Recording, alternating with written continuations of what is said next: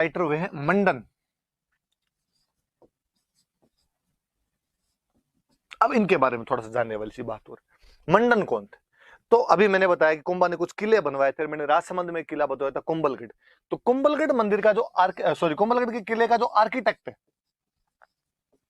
कुंभलगढ़ के किले का जो वास्तुकार है,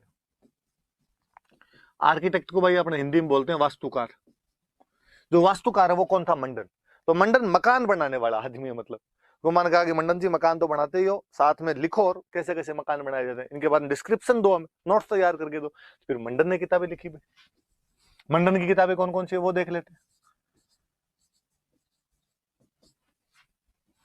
मंडन ने किताबें लिखी, देवमूर्ति प्रकरण, और किताबें लिखी इन्होंने प्रासाद मंडन,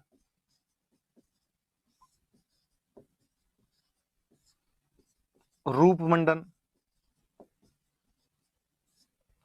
कोदंड मंडन, राजवल्लभ,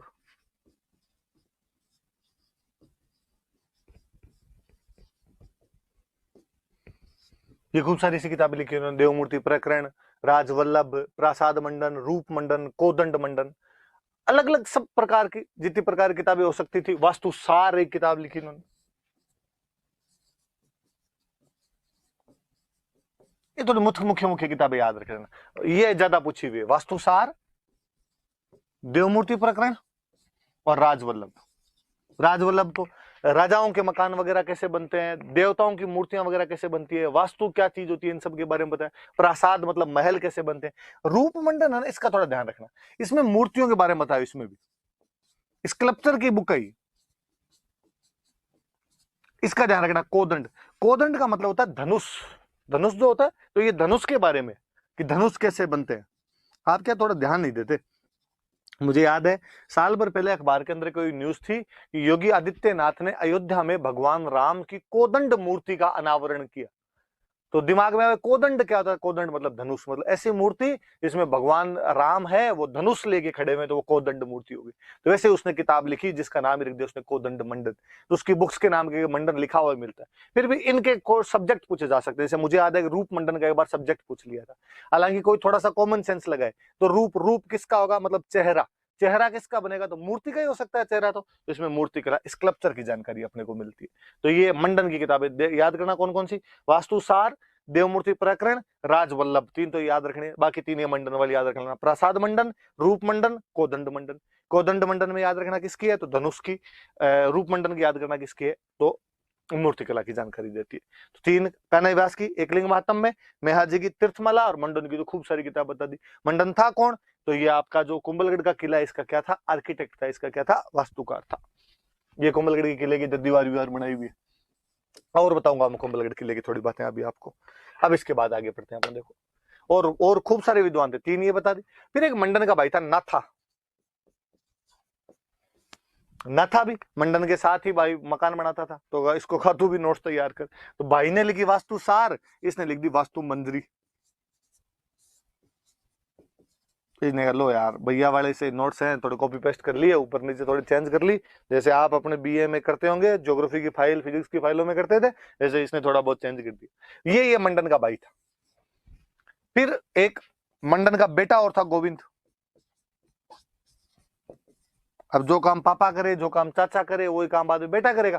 तो गोविंद भी मकान बनाता था, और फिर उसको तू भी बुक लिख। गोविंद वाली किताबों का नाम याद रखना, बड़ी शानदार सी किताब है। कला निधि, द्वार दीपिका,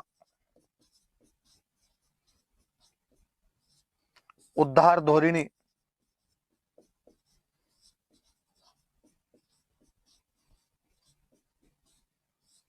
और ये तीन मुख्य मुख्य सी, पहले ये याद करो। एक किताब और है, वो थोड़े अलग सब्जेक्ट के, लिख देते हैं, चलो फिर अपने याद कर लेंगे। सार समुच्चय,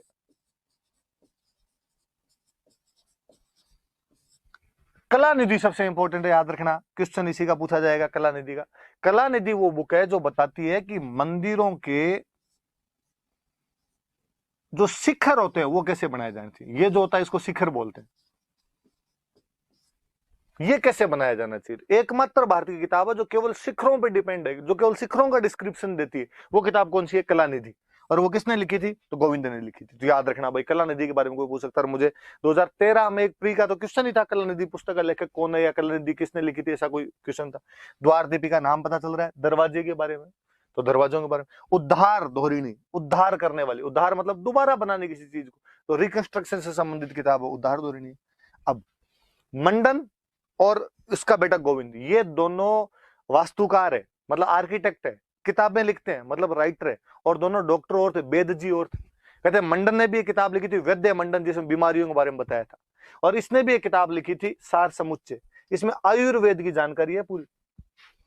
आयुर्वेदा जो होता है, बाबा रामदेव वाला आपने, इसकी पूरी जानकारी दी हुई है, कैसे बीमारियां होती है, कैसे उनकी दवाइयां बनती है, उन सब की जानकारी इसके अंदर दी हुई। तो ये गोविंद वाली तो भाई चारों ज्यादा इंपॉर्टेंट किताबें, याद रखना। कलानिधि देवताओं के मंदिरों के शिखरों के बारे में, द्वार दीपिका दरवाजों के बारे में, उद्धार धोरिणी रिकंस्ट्रक्शन के बारे में, सार समुच्चय बीमारियों के आयुर्वेद के बारे में। पिता ने लिखी थी वैद्य मंडन, वेद मंडन लिख दिया उसने आगे, और इसने आयुर्वेद के लिए कौन सी लिख दी थी? सार समुच्चय की। सार है इस समुच्चय के अंदर क्या क्या है, सब आप पढ़ लेना, आप पढ़ लेना। तो ये थोड़े राइटर हुए। तो मुख्य मुख्य तो ये आपके कौन कौन से हो गए? तो कान्हा व्यास हो गए, मेहाजी हो गए, फिर मंडन हो गया, मंडन का भाई नाथा हो गया, और मंडन का बेटा कौन हो गया? गोविंद हो गया आपके। फिर तो आगे सीधे सीधे से नाम है कि कुंभा खुद की बेटी थी रमाबाई, और रमाबाई भी अपने पिताजी की तरह संगीत में खूब ही रुचि रखती थी। और रमाबाई को एक उपाधि और मिली थी, टाइटल मिला हुआ था, टाइटल का नाम था वागीश्वरी। रमाबाई का टाइटल था वागीश्वरी नाम करके, रमाबाई को एक टाइटल मिला था। और रमाबाई को जावर, मैंने बताया जावर में चांदी निकलती थी, वो जावर वाला इलाका रमाबाई को दिया था। कहते हैं रमाबाई की शादी हुई थी, बाद में पति की डेथ हो गई थी, वापस आके रहने लग गए थे। तो बाद में जब वापस यहाँ के रहने लग गए तो कहा कि भाई अब इसके रहने के लिए कोई व्यवस्था की जाए। तो कहा जावर से आज के बाद जितना रेवेन्यू मिलेगा वो किसको दे दिया जाए? रमाबाई को रेवेन्यू दे दिया जाए। तो ये एक बड़ी बात है। इसका मतलब ये हुआ कि उस समय के राजतंत्र में राज परिवार की महिलाओं के पास में इकोनॉमिक राइट्स हुआ करते थे। और एक राजा की बेटी जब विधवा हो जाती है, वापस आती है, विडो हो जाती है, वापस आती है, तो उसको रेवेन्यू के लिए, उसको अपने इकोनॉमिक एक्सपेंडिचर के लिए एक एरिया दिया जा रहा है। एरिया भी वो जहां से मिनरल्स निकलते हैं, एरिया भी वो जिससे ज्यादा पैसे मिलते हैं, वो एरिया कौन सा था? जावर। तो यहाँ पे जावर वाला इलाका किसको दे दिया गया था? रमाबाई को। ऐसे कई जगह आप पढ़ोगे, जैसे शाहजहां की बेटी थी जहां आरा, उसको सूरत पोर्ट दिया हुआ था, यहाँ का रेवेन्यू पूरा तू लेगी। दक्षिण भारत में राष्ट्रकूट वंश के एक राजा हुए थे अमोघ वर्ष, तो उनकी एक बेटी थी चंद्रोब लब्बे, और चंद्रोब लब्बे को कृष्णा और तुंगभद्रा दोआब के बीच का जो हिस्सा था वो पूरा उनको दे दिया गया था। तो ऐसे कई जगह अपने को इकोनॉमिक राइट्स के उदाहरण मिलते हैं, तो याद रखना ये बात। तो रमाबाई एक। तो फिर कुंभा के गुरुजी थे, उनका नाम था हीरानंद मुनि। ये कुंभा के गुरुजी थे हीरानंद मुनि नाम करके। फिर कुंभा के दरबार में एक थे तिल्ला भट्ट। 2013 वाले एग्जाम में तिल्ला भट्ट का भी नाम था, पूछा हुआ था, कुंभा के विद्वान पूछे हुए थे। फिर कुंभा ये नहीं था कि हिंदू था तो केवल हिंदुओं का आदर करता था, वो जैनों का खूब आदर करता था। और उसके दरबार में जैन विद्वान थे। जैसे उसके दरबार में जैन विद्वान कौन थे? तो उसके दरबार में कोई थे एक सोमदेव सूरी, सूरी वाला याद कर लेना आप, मैंने आपको बताया था। एक कोई थे सोम सुंदर सूरी,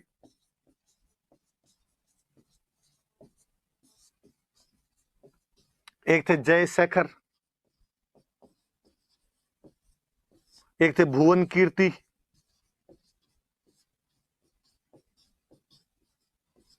ये सब उसके दरबार के अंदर हुआ करते थे। तो ये देख लेना अलग वाले, ये जैन विद्वान। सिंपल सा कोई प्री में पूछ ले इनमें से कौन सा जैन विद्वान था या नहीं था, या कोई आपसे पूछ ले मेंस में कि कुंभा के जैन विद्वानों के नाम बताओ, या कभी पूछ ले कुंभा धर्म सहिष्णु था, कुंभा टॉलरेट राजा था, कुंभा सेकुलर राजा था, तुम्हें कैसे पता? तो साहब देख लो, जैन विद्वान भी उसके दरबार में थे, सोमदेव सूरी, सोम सुंदर सूरी, जयशेखर, भुवन कीर्ति। और कहते जैनों पे तो इतना दरियादिल हो गया था, जैनों के मंदिर वगैरह तो बनवा ही रहा, वो तो अपने को दिख ही रहा है।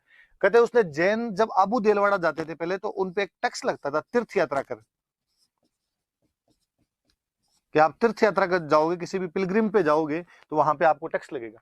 तो जो पिलग्रिमेज टैक्स लगा करता था, उसको एबोलिश करने वाला, उसको हटाने वाला कोई राजा था, तो वो भी कुंभा था। और कुंभा ने अबू जाने वाले जैनों का तीर्थ यात्रा कर समाप्त कर दिया था। तो जैनों के साथ उसकी ठीक ही बनती थी। कुंभा के संगीत गुरु पूछे तब तो मैंने बताया था सारंग व्यास। कुंभा के वैसे ही गुरु पूछे तो हीरानंद मुनि को उसने अपना गुरु बना रखा था। तो ये कुंभा के कोर्ट स्कॉलर थे। उसके दरबार में स्कॉलर कौन कौन थे उन सब की मैंने आपको बात बता दी। शुरुआत वालों किताबें वो थोड़ी याद रखनी, इन वाली तो आपको किताबें है नहीं तो नाम याद रखने। फिर आगे आ जाते हैं। फिर एक लिखा हुआ है उपाधियां। जिस राजा ने इतने अलग अलग काम किए तो उसके टाइटल क्या क्या थे, टाइटल पढ़ते हैं। देखो, कुंभा ने मुस्लिम राजाओं को हराया, मालवा के महमूद खिलजी को हराया, नागौर में शम्स खां को भी हराया और मुजाहिद खां को भी हराया, गुजरात के कुतुबुद्दीन शाह को हराया। ये सब मिल मुला के आए तो भी इनको हराया, इसलिए उसकी उपाधि पड़ गई हिंदू सुल्तान या हिंदू सुल्तान। सुल्तान वास्तव में त्राण त्राण शब्द से बना हुआ है, मुक्ति दिलाने वाला। तो हिंदुओं को मुक्ति दिलाने वाला कोई राजा हुआ तो वो क्यों भाई कुंभा हो गया। तो कोई पूछे आपसे कि मुस्लिम राजाओं को हराने के कारण कुंभा को कौन सी उपाधि मिली, तो कुंभा की उपाधि कौन सी हो जाएगी, हिंदू सुल्तान, याद रख लेना। फिर और कुंभा की एक उपाधि है अभिनव भट्टाचार्य।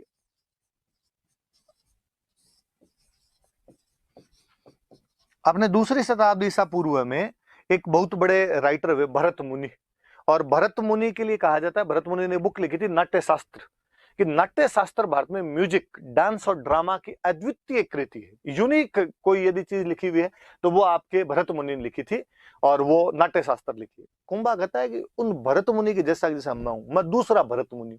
अभिनव मतलब दूसरा, उनके समान, नया, और भरत आचार्य, मैं भरत मुनि के समान, या नव्य भरत भी कहा जाता है कुंभा को, कि मैं नया भरत हूं। फिर कुंभा ने खुद ने इतनी किताब, ये संगीत की वजह से, कोई पूछ लेगी ये उपाधि कुंभा क्यों मिली, संगीत के कारण, म्यूजिक के कारण।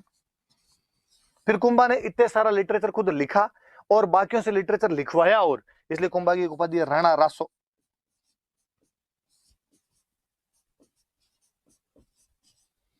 तो उपाधि कौन सी होगी, राणा रासो। फिर कुंभा पहाड़ी किलों पे कब्जा कर लेता है कहीं पे, तो कुंभा की उपाधि मिलती है हाल गुरु।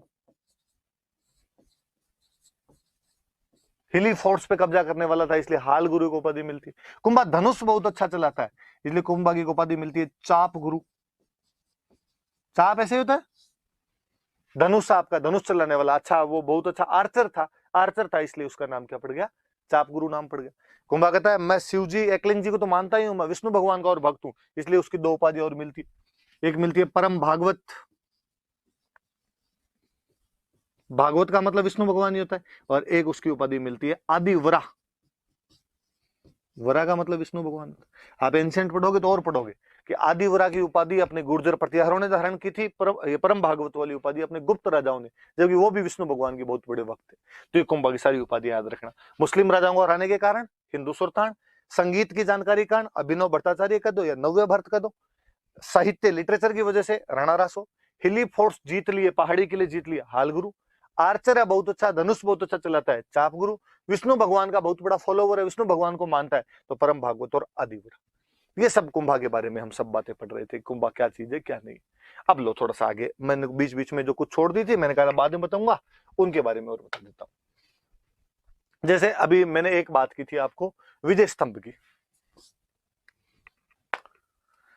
एक वो बात छोड़ दी थी, विजय स्तंभ क्या है क्या नहीं है, हम बात कर लेते हैं यहीं पे। विजय स्तंभ की बातें करते हैं। क्यों बनाया गया 1437 में, सारंगपुर के युद्ध में कुंभा ने मालवा के महमूद खिलजी को हरा दिया था, इसलिए उसने क्या बनवाया, विजय स्तंभ। विक्ट्री जीत के बाद बनाया इसलिए विक्ट्री टावर।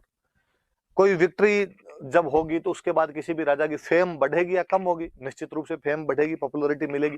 पॉपुलैरिटी बढ़ी इसलिए इसका एक नाम हो रहा है कीर्ति स्तंभ।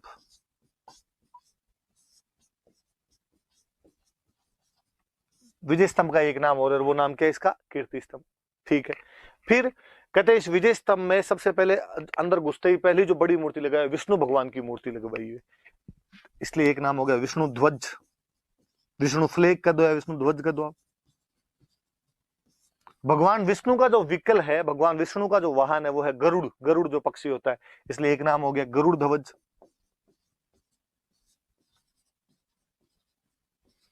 गरुड़ ध्वज हो गए। कहते हैं इसकी सारी मंजिलों में, ये इधर वाला फोटो विजय स्तंभ का ही, इसकी सारी जो मंजिलें हैं इनके अंदर मूर्तियां लगाई हुई है, इसलिए इसका एक नाम हो गया museum of idols.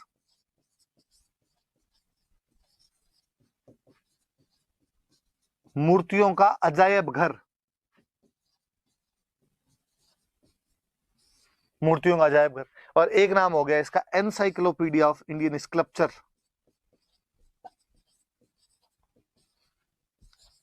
Encyclopedia of Indian sculpture, भारतीय मूर्ति कला का विश्व कोश।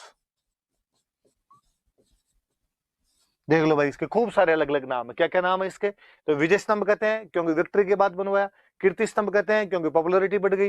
विष्णु ध्वज कहते हैं क्योंकि इसमें भगवान विष्णु की मूर्ति है। गरुड़ फ्लैग कहते हैं क्योंकि विष्णु भगवान का विकल गरुड़ होता है। इसे म्यूजियम ऑफ आइडल्स कहते हैं, मूर्तियों का अजायब घर कहते हैं क्योंकि इसमें मूर्तियां मूर्तियां लगी हुई है। इसे एनसाइक्लोपीडिया ऑफ इंडियन स्कल्पचर कहते हैं क्योंकि ये भारतीय मूर्ति कला का विश्व कोश है, कि भारत की सारी मूर्ति कला के बारे में इससे आपको पता चल जाएगा। 9 मंजिल है, 9 मंजिल पे बना हुआ है। 122 फीट तो लंबा है ऐसे, और ऐसे है 30 फीट चौड़ा। 122 फीट लंबा और 30 फीट चौड़ा है। 9 मंजिल है, 9 में से मैंने बताया सब में मूर्तियां, 8वीं में मूर्ति नहीं है, कोई आइडल नहीं है। 8वीं मंजिल है वो खाली मंजिल पड़ी। और कहते हैं जो तीसरी मंजिल है उसमें एक अरबी भाषा में एक शब्द लिखा हुआ है अल्लाह। अल्लाह शब्द लिखा हुआ है अरेबिक लैंग्वेज में, और 9 बार अल्लाह अल्लाह अल्लाह अल्लाह अल्लाह ऐसा करके 9 बार लिखा। ये भी एक तरीके से कुंभा का सेकुलरिज्म ही दिखाता है कि भाई उसने अल्लाह शब्द भी यहाँ पे लिखवाया था अरबी भाषा में। तो टोटल 9 मंजिल, 8वीं के अंदर कोई मूर्ति नहीं है, 122 फीट लंबा है, 30 फीट चौड़ा है, तीसरी मंजिल में अल्लाह लिखा हुआ है, अरबी भाषा के अंदर लिखा हुआ है, और 9 बार लिखा हुआ है। अच्छा, बनाया किसने? तो कुंभा ने। आर्किटेक्ट कौन थे इसके? आर्किटेक्ट कौन थे इसके? वास्तुकार कौन थे? नाम थे जेता, पुंजा, पोम्मा और नापा। ये तीनों जेता के बेटे थे। पोमा, पुंजा और नापा जो थे इसके तीनों बेटे थे। 5वीं मंजिल के अंदर इन बाप बेटों के सबके नाम लिखे हुए। कहते हैं इसके ऊपर वाली जो मंजिल थी वो एक बार टूट गई थी, इसलिए बाद में एक महाराणा हुए स्वरूप सिंह बनवाया कुंभा ने था, और स्वरूप सिंह जी ने इसकी ऊपर वाली मंजिल दोबारा बनवाई थी, तो वो इसके रिकंस्ट्रक्ट करवाने वाले हो गए। उन्होंने एक तरीके से इसका रिकंस्ट्रक्शन करवा दिया। कहते हैं कि जब इस कीर्ति स्तंभ को, इस विजय स्तंभ को जब जमस्टोड ने देखा, तो जमस्टोड ने कहा यार कुतुब मीनार तो इसके आगे कुछ ही नहीं है। तो इसकी तुलना यदि किसी के साथ करता है, जमस्टोड किसी के साथ इसकी तुलना करता है तो कुतुब मीनार के साथ।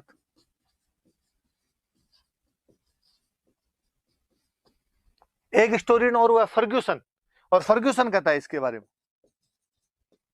कि रोम के अंदर एक टावर है टार्जन टावर, ये उससे भी ज्यादा अच्छा है।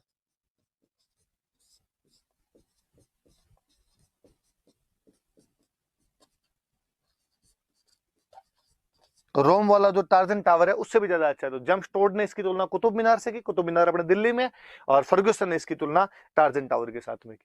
और कहते हैं कि जब आजादी का आंदोलन चल रहा था तो अपने भारत के एक बहुत बड़े क्रांतिकारी हुए वीर सावरकर, और वीर सावरकर ने एक संगठन बनाया था अभिनव भारत। अभिनव भारत नाम करके एक संगठन बनाया था।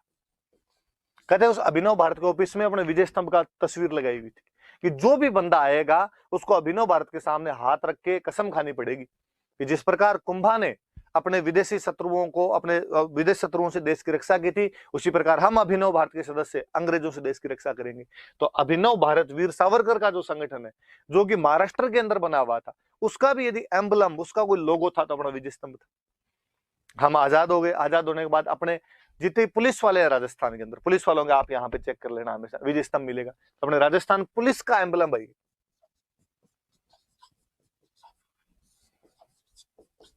और आप अपने राजस्थान बोर्ड की कोई भी बुक देखना, उस राजस्थान बोर्ड की बुक के ऊपर भी यदि कोई फोटो आपको मिलेगा तो इसी का मिलेगा आपको। आरबीएससी, आरबीएससी की बुक्स पर इसका फोटो मिलेगा, इसका मतलब आरबीएससी का भी एम्बलम है। तो ये वीर सावरकर के संगठन, आपके अभिनव भारत, हमारी राजस्थान पुलिस, और हमारा Rajasthan board of secondary education, Rajasthan माध्यमिक शिक्षा बोर्ड, इन सब का प्रतीक चिन्ह, इनका लोगो, इनका एम्बलम कोई है तो वो ये है आपका कीर्ति स्तंभ। और तो और आजादी के बाद में जब पोस्टल स्टैंप जारी कर रहे थे, डाक टिकट जारी कर रहे थे, कहते सबसे पहला डाक टिकट यदि राजस्थान में किसी बिल्डिंग पर जारी किया गया तो यही है। तो पहला डाक टिकट जारी हुआ था इस राजस्थान बनते ही 15 अगस्त 1949 को इस पर डाक टिकट जारी कर दिया गया था। तो कोई पूछेगा राजस्थान में सबसे पहले कौन सी इमारत पर डाक टिकट जारी हुआ था, तो विजय स्तंभ पर सबसे पहले डाक टिकट जारी हुआ था। सारी बातें याद रखना। तो विजय स्तंभ के बारे में नाम क्या क्या है इसके, विजय स्तंभ, कीर्ति स्तंभ, विष्णु ध्वज, गरुड़ ध्वज, मूर्तियों का अजायब घर, भारतीय मूर्तिकला का विश्वकोश। कितने मंजिल का, 9। लंबा कितना, 122 फीट। चौड़ा कितना, 30 फीट। 8वीं मंजिल में मूर्ति नहीं, तीसरी मंजिल में अल्लाह लिखा हुआ, कितनी बार, 9 बार। कौन सी भाषा में, अरबी भाषा में। 5वीं मंजिल में वास्तुकार होंगे ना, वास्तुकार कौन, जेता। इसके 3 बेटे, पुंजा, पोमा, नापा। बोलना, बोल बोल के देखना, जेता, पुंजा, पोमा, नापा। जेता, पुंजा, पोमा, नापा, तब याद होंगे जो आपके। इसका रिकंस्ट्रक्शन किसने करवाया है, तो स्वरूप सिंह ने। जेम्सटोड इसकी कंपैरिजन किससे करता है, कुतुब मीनार। फर्ग्यूसन इसका कंपैरिजन किससे करता है, रोम का टार्जन टावर के साथ कंपैरिजन करता है।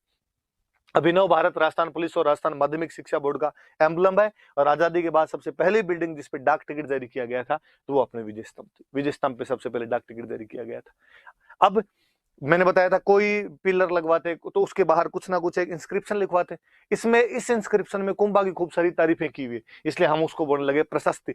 तो कीर्ति स्तंभ प्रशस्ति है। 2 बाप बेटे ने मिलकर लिखी थी, अत्रि और महेश।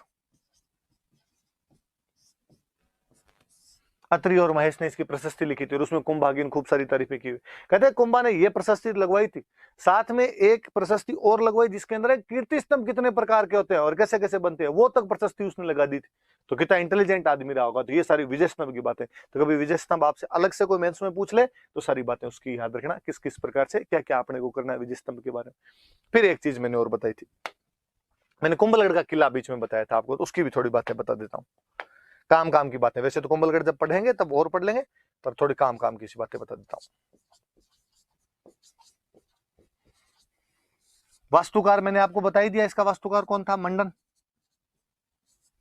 इसमें भी एक प्रशस्ति लगी हुई है, वो प्रशस्ति भी, ये अत्रि तो मर गया था, अत्रि के बेटे महेश ने लिखी थी। तो ये तो इसका हो गया वास्तुकार मंडन, तो और इसने लिख दी थी इसकी प्रशस्ति। प्रशस्ति में कुंभा की तारीफ है। इस प्रशस्ति में कुंभा के लिखा हुआ है कि कुंभा धर्म में पवित्रता का अवतार है। इनकारनेशन है रिलीजन और पायसनेस का। कुंभा कर्ण से भी ज्यादा दानवीर है। कुंभा राजा भोज से भी ज्यादा दानवीर है। ये सब बातें इसके अंदर बताई हुई है आपके कुंभलगढ़ वाले प्रशस्ति में। फिर कुंभलगढ़ में और याद रखने वाली सी बात कि कुंभलगढ़ का किला मेवाड़ और मारवाड़ की बाउंड्री पर है, इसलिए मेवाड़ को भी ध्यान रख सकते हो और मारवाड़ को भी ध्यान रख सकते हो। तो नाम ही पड़ गया मेवाड़ मारवाड़ का सीमा प्रहरी, सिक्योरिटी गार्ड है मेवाड़ मारवाड़ का एक तरीके से। मेवाड़ मारवाड़ का सीमा प्रहरी कहते हैं। फिर कहते हैं इस कुंभलगढ़ किले में सबसे ऊपरी ऊपर वाली जगह भी, ये कुंभलगढ़ वाला किला दिखाया हुआ है, सबसे ऊपरी ऊपर वाली जगह कटारगढ़, और इसमें कुंभा खुद रहता था और यहां बैठ के पूरा मेवाड़ दिखता है, इसलिए कटारगढ़ को कहा जाने लगा मेवाड़ की आंख।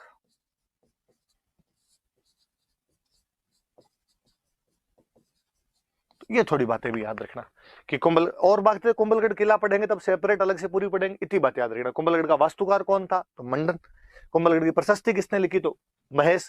कीर्ति स्तंभ वाले दोनों बाप बेटे ने मिलकर लिखी, अत्रि और महेश, ये खाली महेश ने लिखी। और इसी के अंदर कुंभा के लिए कहा गया कि incarnation of religion and piousness, धर्म एवं पवित्रता का अवतार। कर्ण और भोज से भी ज्यादा दानवीर आदमी बताया गया, वो दानवीर था, डोनर था। और ये मेवाड़ और मारवाड़ की बाउंड्री पे, तो security guard of Mewar and Marwar. इसका सबसे ऊपर वाली जगह कटारगढ़, इसमें खुद कुंभा रहता था, इसलिए उसको बोलने लगे मेवाड़ की आंख बोलने लगे। ये इमरजेंसी कैपिटल थी मेवाड़ की, कि जब भी मेवाड़ पे संकट आता तो यहाँ पे रहते थे। तो मेवाड़ की संकट मोचक राजधानी, मेवाड़ की संकटकालीन राजधानी, इमरजेंसी कैपिटल ऑफ मेवाड़ हुआ करती थी कुंभलगढ़। और कुंभलगढ़ के बाद लंबा कितना, चौड़ा कितना, किसने क्या कहा इसके बारे में, वो सब चीजें हम इसके बाद पढ़ेंगे। अब ये बातें आपको बतानी थी, ये तो मैंने आपको बता दी। अब एक चीज और देखना, मैंने अभी विजय स्तंभ के बारे में आपको खूब सारी इतनी सारी अलग अलग बातें बताई। विजय स्तंभ ये है, विजय स्तंभ को कीर्ति स्तंभ भी कहते हैं। अक्सर स्टूडेंट के दिमाग में एक बात हो रहती है कि सर कीर्ति स्तंभ तो दूसरा है, ये वाला कीर्ति स्तंभ नहीं है चित्तौड़ के किले के अंदर, ये तो विजय स्तंभ है, आप इसको कीर्ति स्तंभ क्यों बोल रहे हो। तो सुनना, दो अलग अलग चीजें। कुंभा वाला विजय स्तंभ है उसको भी कीर्ति स्तंभ कहते हैं, और चित्तौड़ के किले में एक कीर्ति स्तंभ और है जो अलग से है, वो जैनों ने बनवाया था, वो अलग है, वो कुंभा वाला नहीं। कुंभा वाला 9 मंजिल का है, वो वाला 7 मंजिल का है। कुंभा वाला जाके अब आपका 1448 के आसपास बना है, वो आपकी 12वीं शताब्दी के अंदर बनवाया हुआ किला है। कुंभा वाला आपके जो विष्णु भगवान को समर्पित है, वो वाला भगवान आदिनाथ, जैनों के जो पहले भगवान हुए आदिनाथ या ऋषभ देव जी हुए हैं, उनको समर्पित है वो अपने आप में। तो आदिनाथ जी को समर्पित है वो वाला जो, तो उसको आदिनाथ मोन्यूमेंट ही कहते हैं, आदिनाथ पिल्लर ही कहा जाता है। और इसको अपने विष्णु को समर्पित है, इसलिए इसको अपने बोलते हैं विष्णु ध्वज बोलते हैं। तो दोनों अलग अलग है, दोनों एक नहीं है। वो पहले से बना हुआ था पर दो अलग अलग है, एक कीर्ति स्तंभ अलग है, एक कीर्ति स्तंभ अलग। देखो आगे मैंने इसमें लगाया अभी, ये देख लो विजय स्तंभ, ये कुंभा वाला विजय स्तंभ है, पूरा लिखा हुआ है इसमें। महाराणा कुंभा ने मालवा के सुल्तान पर विजय की याद में 37.19 मीटर ऊंचा इस भव्य स्तंभ का निर्माण 1448 में करवाया। विष्णु को समर्पित ये स्तंभ 9 मंजिला, जिसकी प्रत्येक मंजिल के सामने खुला हुआ छज्जा है। स्तंभ के ऊपरी तल तक जाने तो अंदर से सोपान बने हुए। सबसे ऊपरी तल पर स्थित शिलालेखों में चित्तौड़ के शासक हमीर से राणा कुंभा तक वंशावली है।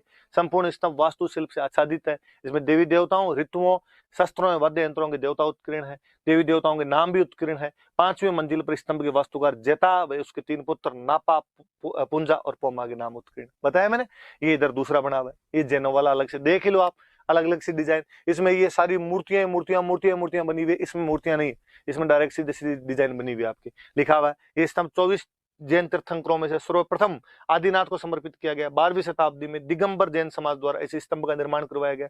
ये स्तंभ आपको 85 फुट ऊंचा है। इसमें ऊपर जाने के लिए एक संकड़े जीनों वाला मार्ग बना हुआ है। ये कुंभा ने बनवाया था। ये वाला जो था ये जैनों के सेठ हुए थे, दिगंबर जैन थे, जीजा साहब भगीरवाल।